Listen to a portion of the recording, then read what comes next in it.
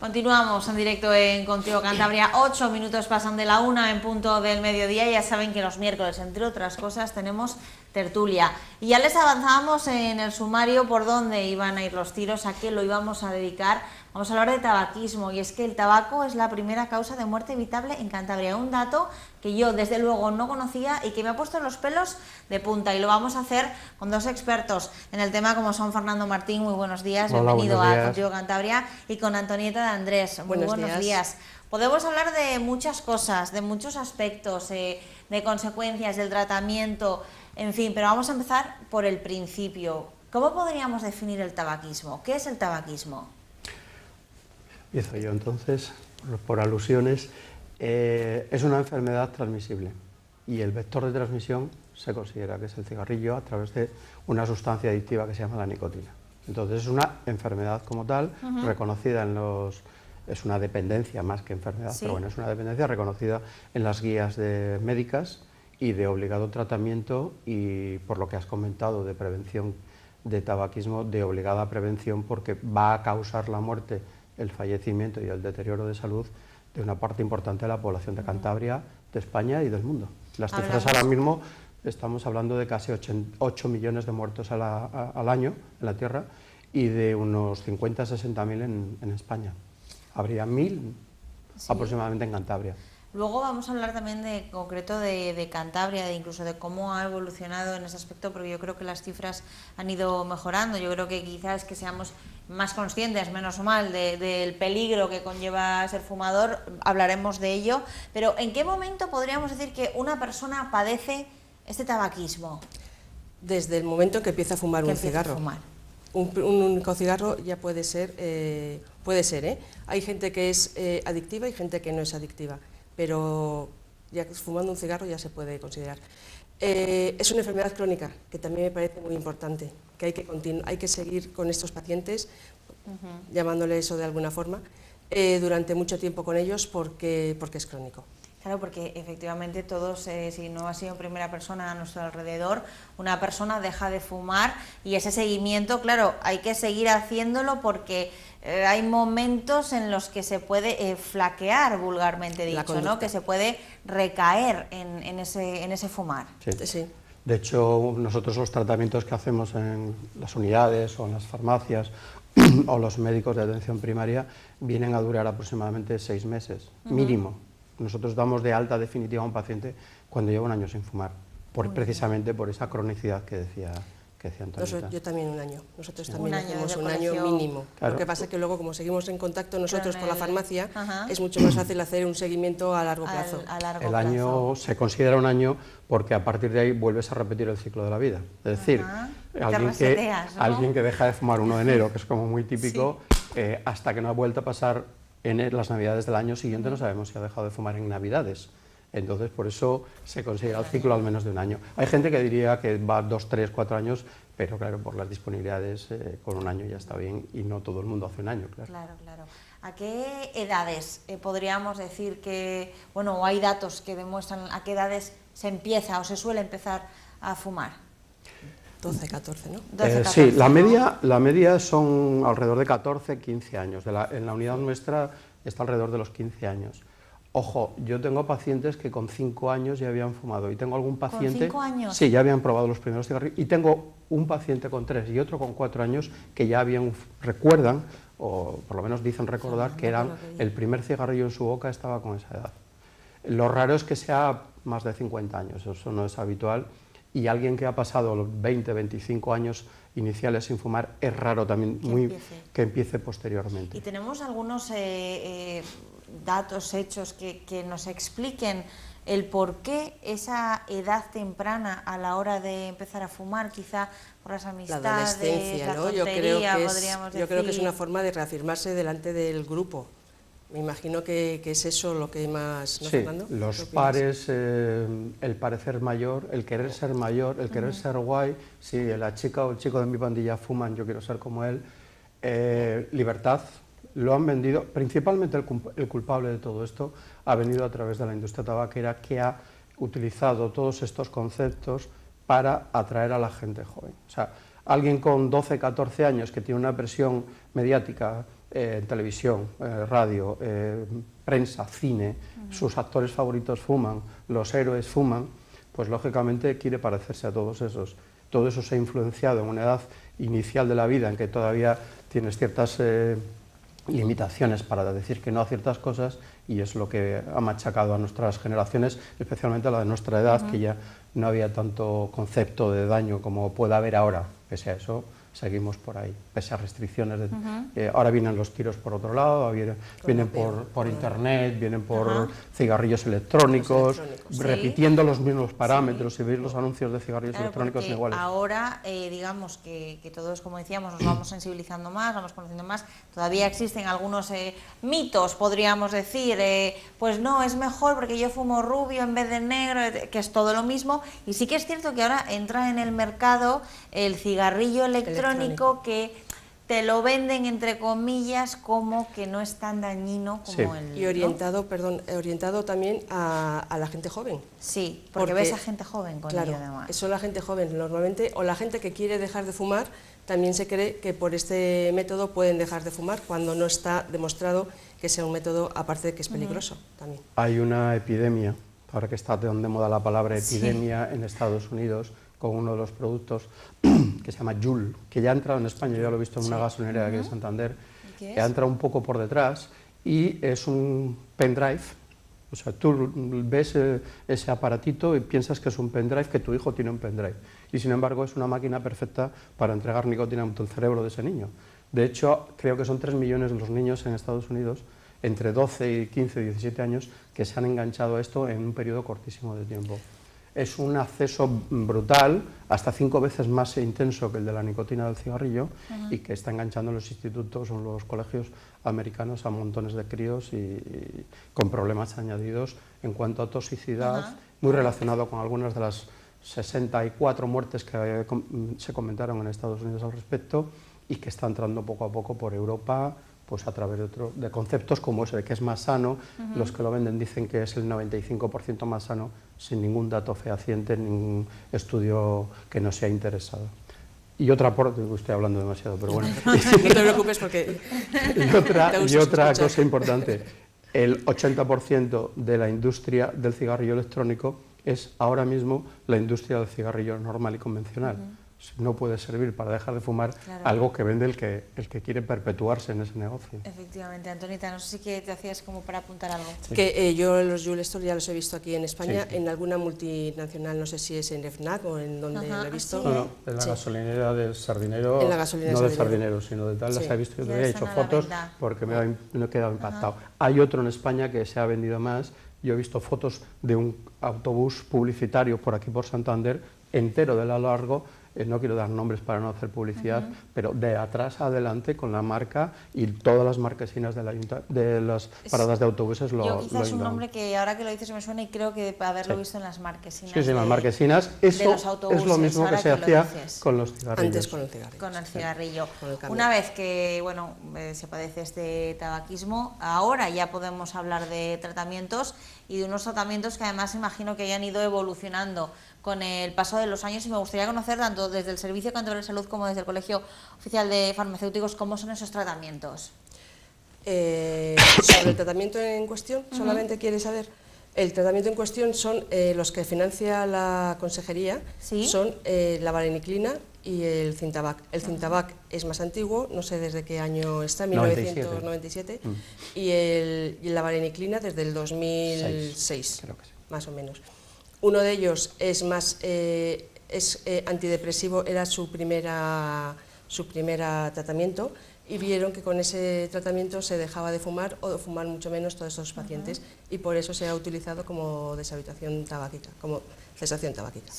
Y el otro es la vareniclina, que actúa a nivel de receptores de la nicotina, y que es lo que sobre todo más yo creo que se está ahora prescribiendo. Tienen que ser con prescripción médica, y nosotros tenemos que dispensar con una receta, lógicamente. Una prescripción médica que imagino que previamente se da en el Servicio Cántabro de Salud, ¿no? Sí. Antiguamente se hacía una receta convencional, y ahora es obligatorio que vaya con una prescripción de receta electrónica. el que tenga... Sí, porque tiene que ir sellada, entonces se sella. Tiene unos códigos dentro. específicos, Sí. y entonces la gente que reúne una serie de criterios controvertidos, porque explicarse a los pacientes no es sencillo, tiene una financiación parcial o total, dependiendo de sus características económicas. Y este concreto es el tratamiento del que yo creo que especialmente en los últimos meses estamos escuchando hablar, ¿no? Esta es la financiación, tanto los dos que ha dicho Antoñeta son los dos financiados, hay otros que son la terapia sustitutiva con nicotina, que sean parche, chicle, comprimido de chupar o spray bucal, y esos no tienen financiación, pero también son fármacos útiles y utilizados en la consulta diaria. Muchas veces hablamos de la persona fumadora, pero inevitablemente no nos podemos olvidar, y tampoco es que deje de tener un mayor protagonismo, es que encima no fuma, pero su alrededor fuma y él es un fumador pasivo, y también puede tener graves consecuencias para estas personas fumadoras pasivas, ¿no? La tercera o cuarta muerte evitable es de fumador pasivo. Sí. Con eso yo creo que ya es suficiente decirlo.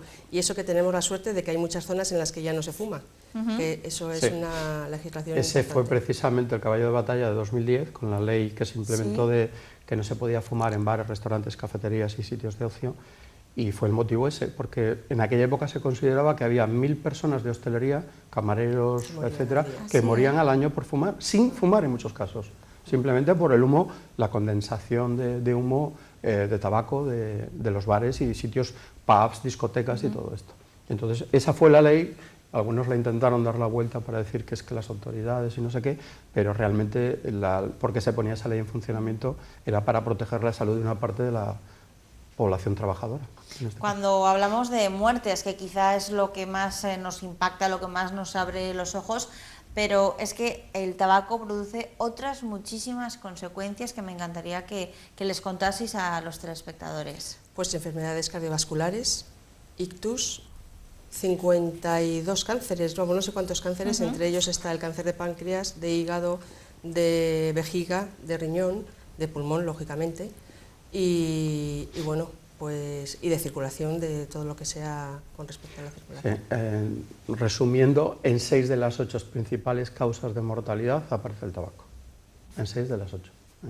Y luego, pues, problemas, no solo es morirse, porque morirse mal. Claro. Como decían antiguamente, menos Papá Noel y los Reyes Magos han muerto todos, aquí no va a quedar nadie. Entonces, el problema no es morirse en muchos casos, porque va a pasar, es morirse antes de tiempo y encima la calidad de vida que vas a tener mientras estés con una enfermedad incapacitante, con un EPOC o con un ictus o con un infarto miocardio que te limitan ciertas cosas. Entonces, eso es lo que hay que velar, no solo la cantidad de vida, que sí, sino también la calidad de vida, que es muy importante, porque vivir hecho un deteriorado, pues a veces es mal vivir, ¿no? ¿Somos realmente conscientes de todo esto? Yo creo que cada vez hay más información, lo que pasa es que nos tapamos los ojos muchas veces, ¿Sí? No queremos saberlo, sí. Yo toda la gente que tengo en la farmacia, porque yo sé que hago seguimiento en el tabaco, lo saben. Tengo a gente incluso que sabe que, vamos, le han obligado los médicos a dejar de fumar, y les es imposible dejar de fumar a muchos de ellos. O sea, les cuesta un montón darse cuenta de que tienen conseguirlo.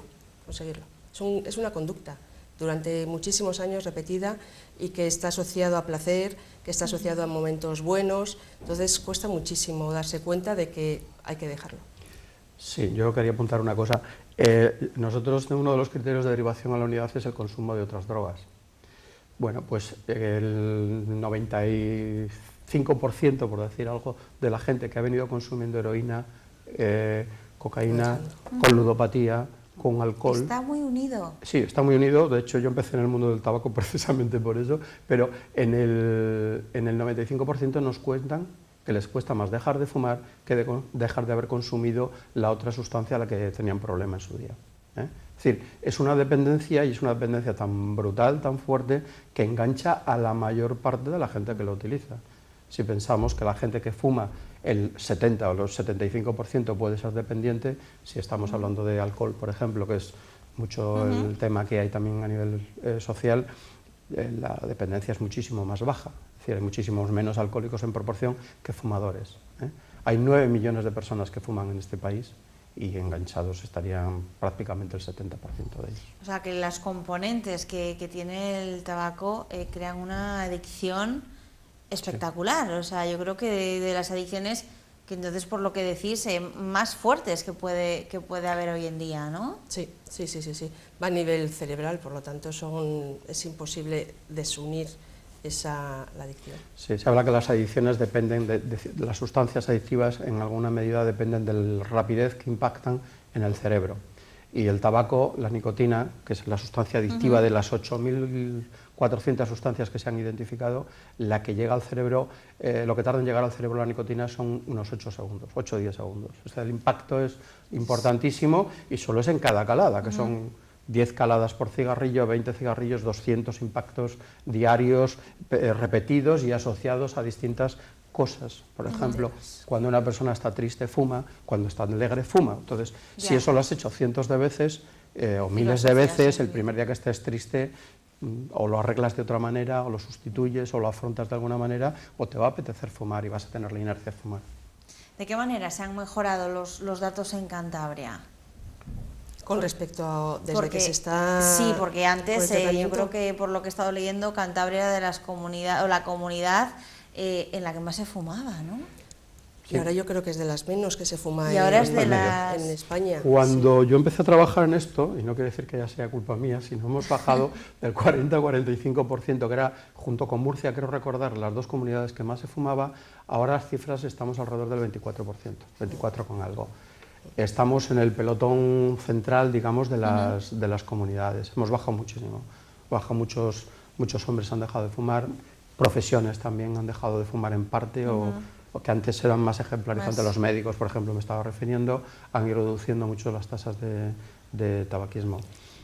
Yo creo que vamos bien y que es una de las comunidades que somos pioneros en tratamientos, somos pioneros en muchas cosas. Tenemos gente que ha dado un impulso al tema del tabaco en Cantabria y desde esa persona, estoy hablando de Javier Ayesta exactamente, desde esa persona se ha transmitido a otras comunidades. Entonces, somos pioneros y yo creo que se pueden estar haciendo las cosas bien, aunque siempre vamos a pedir más para que bajamos del 20 y tantos % a cifras más razonables, como en otros países que podrían estar incluso en el 11% en Australia o algún otro país. ¿Y cómo podemos seguir mejorando estas cifras? Pues mira, yo creo que con este programa que está ahora con la Consejería, se puede mejorar mejorando la forma de hacer el programa, porque faltamos algunos profesionales, como podemos ser los farmacéuticos, que estamos repartidos por toda Cantabria y que estamos al lado del paciente y podemos estar ahí continuamente educando, derivando, haciendo seguimiento. Por lo tanto, creo que tenemos que estar unidos, todos los sanitarios, educación también tiene que estar unida, tenemos que estar, es un multisectorial. Sí.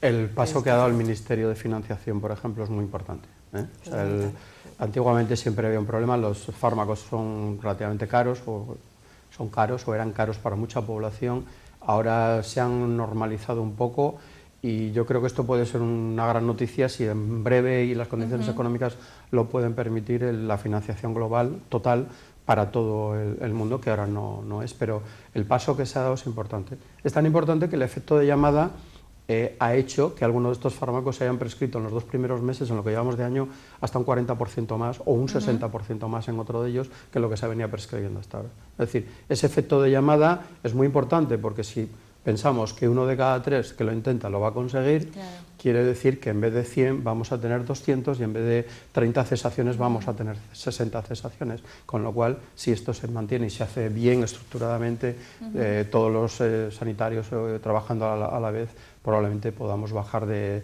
ese hipotético 20% que podría ser un objetivo a corto plazo. Cuando una persona consigue dejar de fumar, digamos que todo lo que ha dañado su salud se recupera. Sí, día a día se va recuperando ciertos valores y a los 10 años, en teoría, una persona fumadora, exfumadora, se convierte igual que una no fumadora, más o menos. Y ahora la pregunta que os hago y que me gustaría que todos los telespectadores reflexionasen. Yo creo que está bastante claro después de todo lo que hemos hablado en este ratito, pero ¿por qué dejar de fumar? ¿Por qué dejar de fumar? Sí. Por salud, lo primero. Primero y último, vamos, aparte de económico, todo lo que quieras, pero es por salud personal.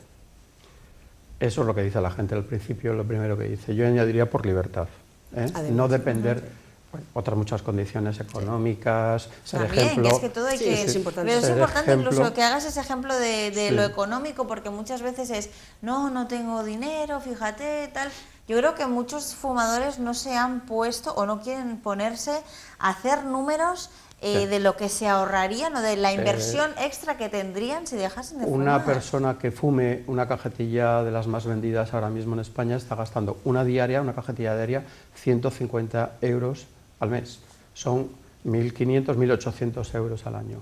Si eso lo multiplicamos por 15, 20, 30 años antes de que deje de fumar, es un piso, es un coche, es calidad de vida, porque no todo va a ser cosas comprar, pero es mucha calidad de vida, es muy importante. Yo lo primero que les digo siempre, una de las cosas que les digo es que pongan una hucha y que todos los días pongan ahí su dinero y que se compren algo para ellos que les apetezca, que no se hubiesen comprado si no es por eso, para que vean extra, que merece la pena el esfuerzo que están haciendo además. Yo voy a insistir en lo de la esclavitud, que tener que ir todos los días a hacer una compra de una sustancia que al final a 1 de cada 2 personas que la utiliza le va a acabar matando. Eso es, vamos, me parece demoníaco el que facilita eso, el que vive de eso y el que lo fomenta. ¿Y cuál es el primer paso que tienen que hacer aquellos que nos estén viendo ahora mismo, que hoy ya les hemos dado los motivos suficientes, porque yo creo que todo fumador se ha planteado en alguna ocasión dejar de fumar y quizá no lo ha logrado, no se lo ha tomado en serio, en fin, cada persona tiene los argumentos que tiene, pero quiero dejar de fumar. ¿Cuál es el primer paso? ¿Qué es lo que tengo que hacer? Pues mira, primero ponerse en contacto con un sanitario. Puede ser farmacéutico, enfermera, médico, no sé si habrá alguno más, psicólogo. Dentistas, psicólogos. Exacto, cualquiera que esté. Esta persona tiene la obligación de aconsejarle qué es lo que tiene que hacer. Primero, bueno, darle consejos y segundo ya derivarle a su médico o a las unidades de referencia, que las unidades de referencia son con sus médicos de cabecera. Y a partir de ahí va a tener un seguimiento que va a ser con la unidad de referencia, con el centro de salud que tenga o con farmacéuticos o todos incluso al tiempo. O sea, que es mejor quizá Vamos a ver, ayuda de la eficacia de los tratamientos depende de los formatos que pueda aplicarse el propio paciente.